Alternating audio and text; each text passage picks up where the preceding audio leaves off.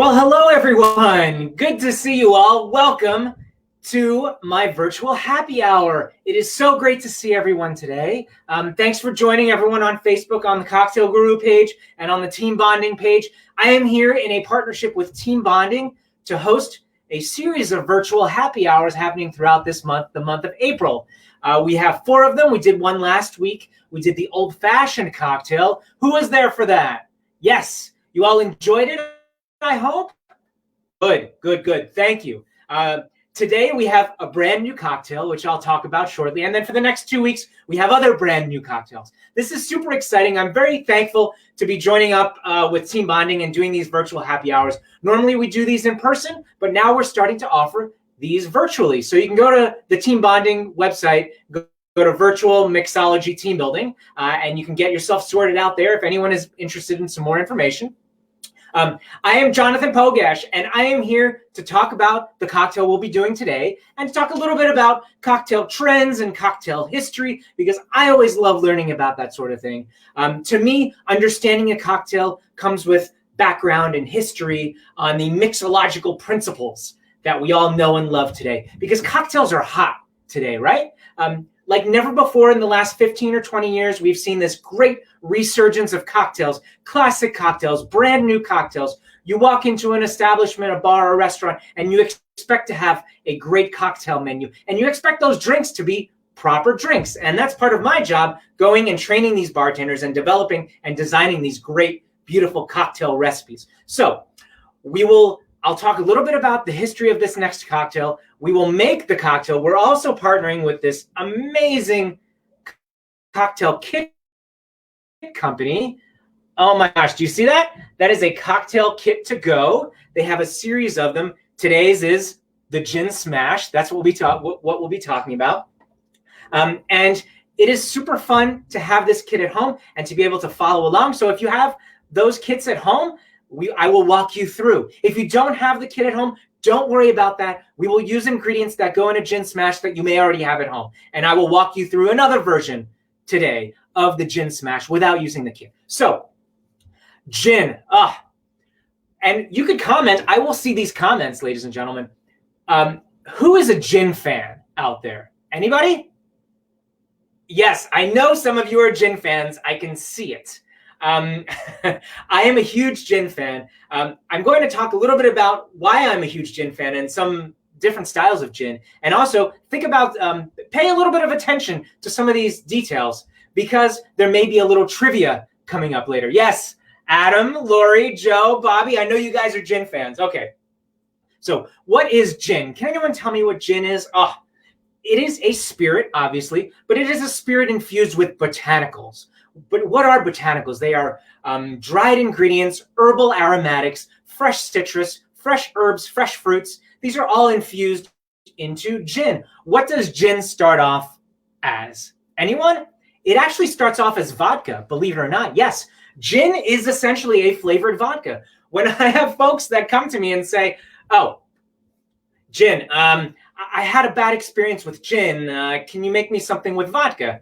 I say, well, actually, I try to say, maybe you haven't had gin prepared the right way. And then I will prepare them an amazing gin cocktail, and they will be blown away most of the time. A lot of people say, well, I don't do gin, but I only do vodka. And I say, well, would you like to try a really nice juniper flavored vodka? And they say, yes, of course. Well, it's gin. The main botanical in all gin is juniper. That is what makes it gin. Now, the grandmother or grandfather of gin is, can anyone say? What did gin start off as? This is something called Genever, okay? That's what gin started off as.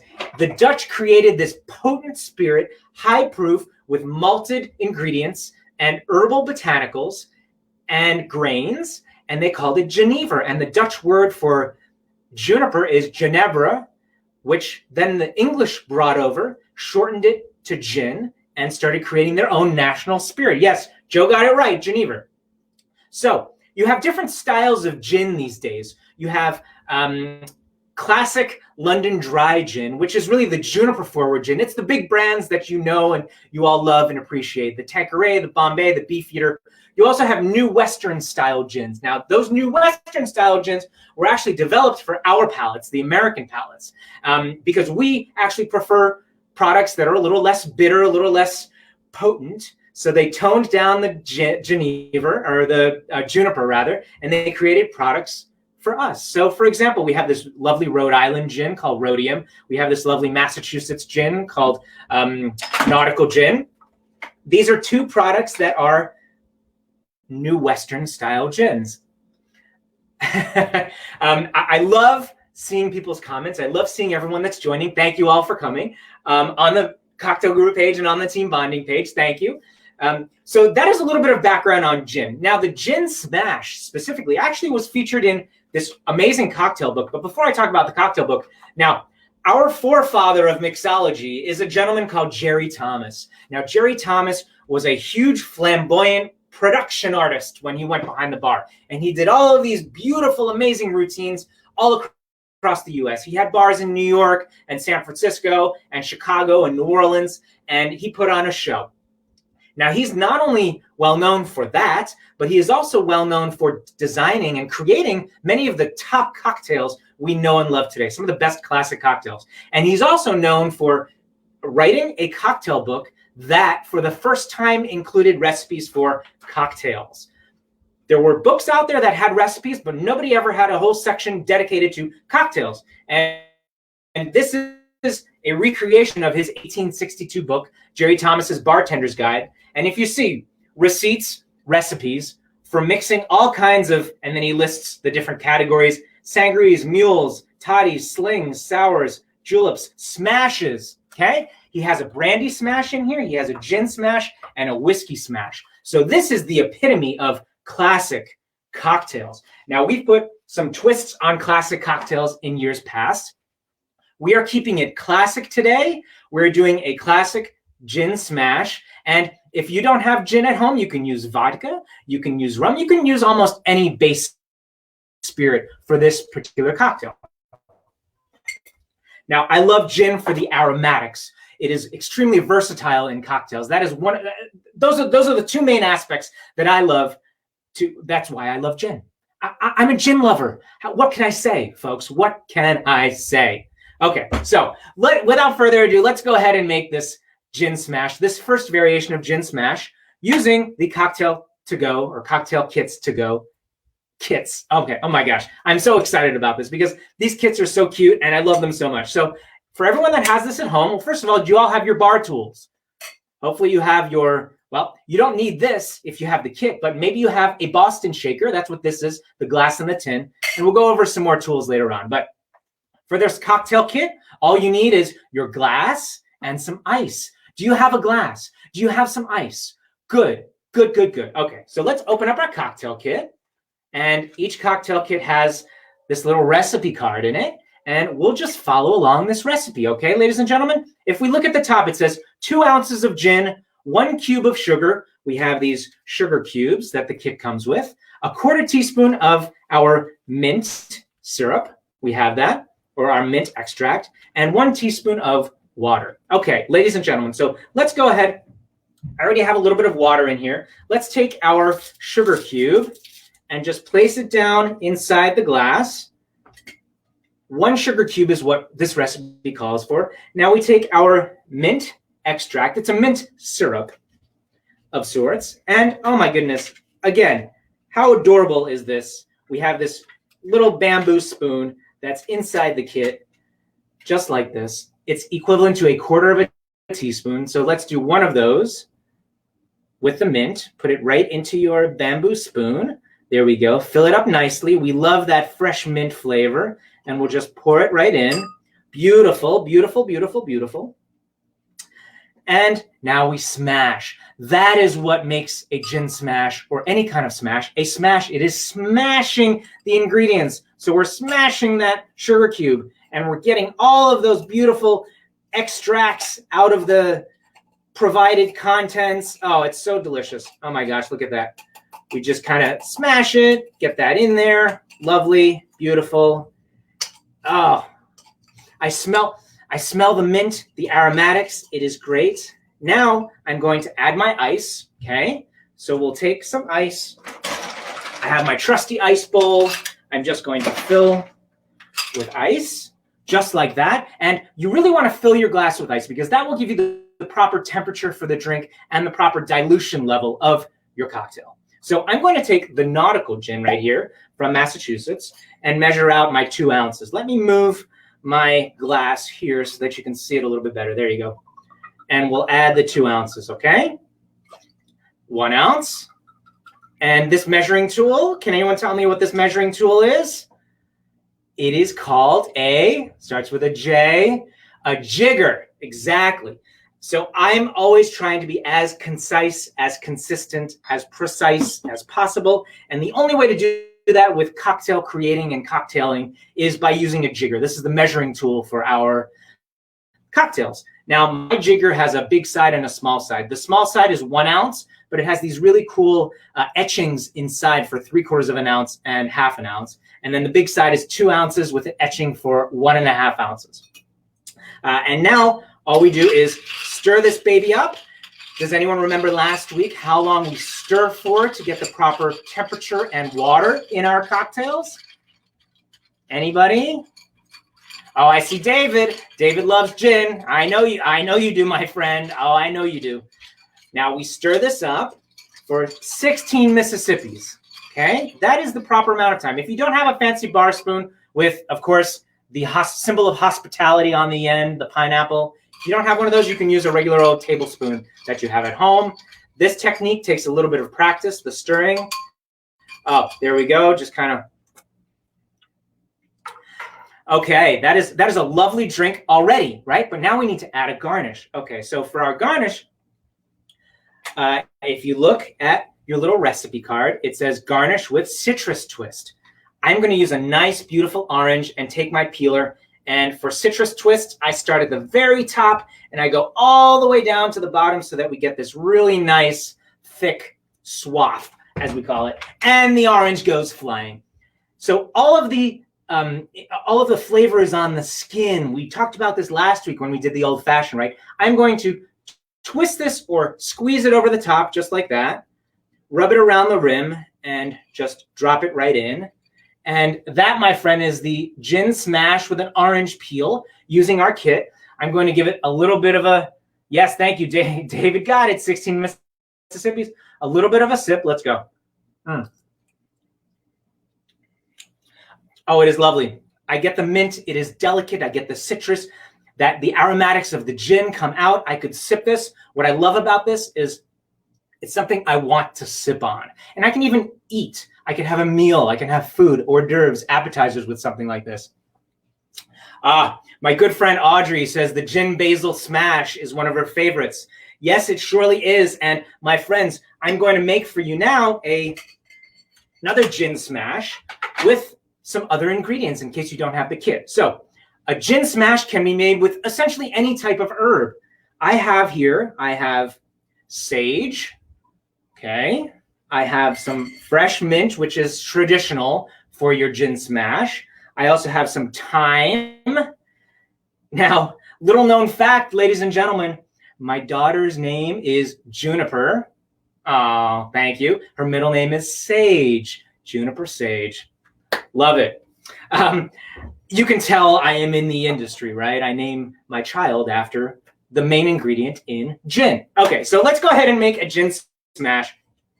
First thing I want to do, so herbs are very abundant, obviously, and my herbs are starting to come. My mint is carrying over from last year in a pot. I have all of my herbs that are starting to come to fruition. So you may have herbs at home. Definitely use those herbs in your cocktails. So let's take our mixing glass and our mixing tin now. And we have some fresh mint from my garden. What I'm going to do is take the leaves off of the stem. And in a way, you could muddle your herbs. That is the smashing part of a gin smash, or any kind of smash is the mashing, right? I'm going to slap. So this may even be called a gin slap. No, not really. It's a gin smash, but I'm just smashing in the palm of my hands. And that's what I like to do with herbs instead of muddling. You don't even need to muddle, ladies and gentlemen, okay? Oh, that gin, ladies and gentlemen. Okay, so we've got the mint. We're going to take it in the palm of our hand, give it a smack, and then throw it inside the mixing glass. Ah, I get the aromatics of the mint. That is so beautiful and gorgeous. Now, I'm going to take my base ingredient, which is my gin, of course, and I'm using this rhodium gin, which is from Rhode Island. I like to use local products. I'm in New England right here. We're taking 2 ounces of our gin and adding it right to the mixing glass, just like so, with my jigger, right? Measurements, concise, precise. And I'm adding a little bit of citrus. Now, a lot of gin smashes don't have any citrus. I like to balance out the gin and the sweetness with a little bit of citrus. So I'm using some fresh lemon juice. And I'm doing 1/2 ounce of fresh lemon juice right into my glass. And the sweetness will come from, if you saw this earlier one, came from the sugar cube. I have simple syrup, which is essentially what we made with the sugar cube and water, right? But I just pre-made some. It's sugar and water, equal parts. You can play around with different types of simple syrups. What I do is I take a pot, I heat the water, I add sugar, and I allow the sugar to dissolve. Once the sugar has dissolved over your pot, you can throw some raspberries in there. You can throw some blackberries in there. You can throw mint, basil, turn it off the heat, let it all sink in, let it all soak and marinate, strain out all of the solids, and you have a beautiful flavored simple syrup. So easy to do. I'm doing 3/4 ounce of my simple syrup directly into my glass. And ladies and gentlemen, these are such simple cocktails, right? I'm all about 2-ingredient, 3-ingredient, maximum 4-ingredient cocktails. This is a 3-ingredient cocktail aside from the mint. So let's go ahead and add our ice. And as I'm doing this, can anyone remember how long we shake a cocktail for? We know how long we stir. We stir for 16 Mississippis. Shaking a cocktail, anyone? No? There is a 10-second delay, so you may be answering. It is 8 Mississippis. Now that is a number that I came up with. That will provide you the right amount of water in your drink and the proper temperature of your drink, okay?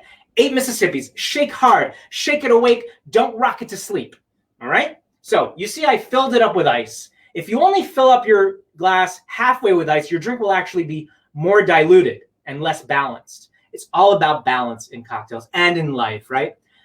Add ice, fill it all the way to the top. The ice does not have a lot of room to move around. That drink will be ice cold and will have the correct amount of water. Okay, let's go ahead and shake.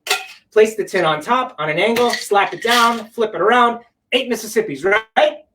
You all ready to count with me? Okay, I expect you all to get in the tin. Use what you have at home. I've actually used these protein shakers before when I don't have my Boston shaker, resourceful. So use what you have at home. Now we need to separate this, right? There's the loose seal here and there's the tight seal here.